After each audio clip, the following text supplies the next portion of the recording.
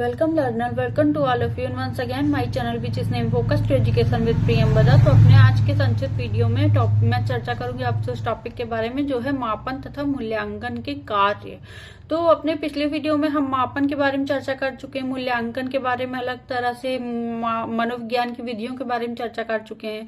आज हम जानेंगे मापन तथा मूल्यांकन के कार्य क्या हैं, यानी functions of measurement and evolution. ये शिक्षा के क्षेत्र में इसके क्या कार्य है, इससे हम परिचित होंगे और बाकी इसका जब अर्थ मीनिंग समझेंगे तो ये भी समझ जाएंगे कि ये मतलब चारों तरफ से पूरे मतलब परिवेश परितंत्र से भी इसका लेना देना है, चाहे हम शिक्षा के क्षेत्र में हो या ना हो। अगर हम व्यापारी हैं, अगर हम कुछ टीचर हैं, कुछ भी हैं, तो हमें इसकी जरूरत पड़ती है। इसको हमें जानना चाहिए, समझना चाहिए और ये हमें पता होना चाहिए कि मापन तथा मूल्यांकन के क्या कार्य हैं, शिक्षा के क्षेत्र में इसकी क्या आवश्यकता है, क्या इसका महत्व है। चलिए हम इस पर चर्चा शुरू करते हैं।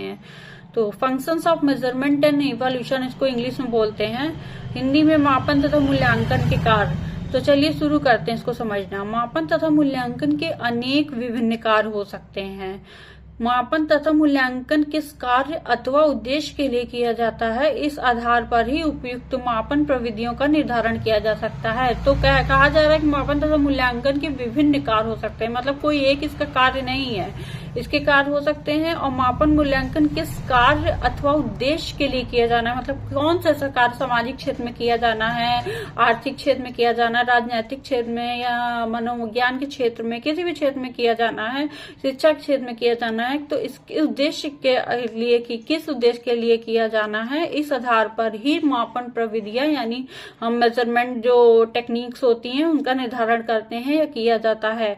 कुछ विद्वान मापन के 3 प्रमुख कार्य बताते हैं: साफल्य निर्धारण का कार्य यानी प्रोग्नोस्टिक फंक्शन, निदानात्मक कार्य डायग्नोस्टिक फंक्शन तथा पूर्व कथन कार्य प्रेडिक्शन फंक्शन बताते हैं। यानी कुछ जो विद्वान हैं वो इसको 3 तरह से बताते हैं।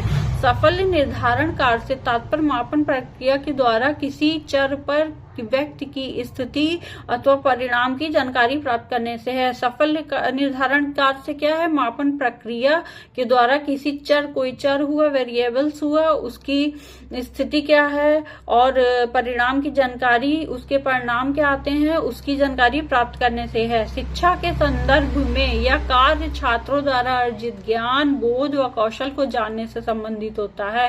शिक्षा के संदर्भ में क्या है, शिक्षा के संदर्भ में मापन मूल्यांकन का क्या कार्य, छात्रों द्वारा अर्जित ज्ञान, उन्होंने कितना ज्ञान अर्जित किया है जो छात्र हैं, तथा बोध, कितनी समझ, अंडरस्टैंडिंग लेवल उनके अंदर आई है, कौशल, उनके स्किल